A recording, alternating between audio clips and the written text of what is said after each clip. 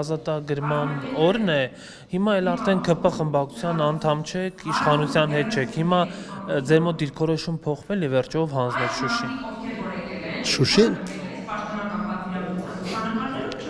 Ձեզ համար պարզ չի Շուշին ով է հանձնել։ Ով է հանձնել ասեք։ Շուշին հանձնել են նրանք, ովքեր 30 տարի երկիրը ու բանակը ոչնչացրել են։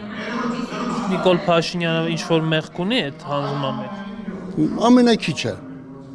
Բայց այնուամենայնիվ ունի։ Բնական է մենք բոլորս, ես ու դուք էլ ունենք մեղք, որ չեն կարողացել այդ այսպես ասած, հետո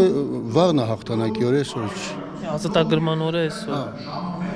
Իսկ երեկվա Նիկոլ Փաշինյանի պահվածքը ազգային ժողովում ձեզ համար ընդունելի է, որ ասում էր կլցնեմ ԱԱԾ պատվալները, չգիտեմ, պատերով կտամ։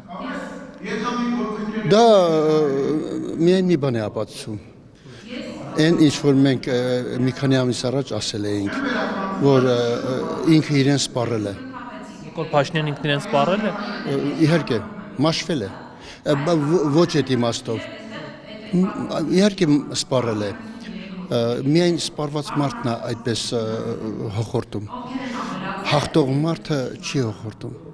26 թվականի ընտրություններին Նիկոլ Փաշինյանը շանսեր ունի։ Ես չգիտեմ, բայց մենք ամեն ինչ անելու ենք, որ Նիկոլ Փաշինյանը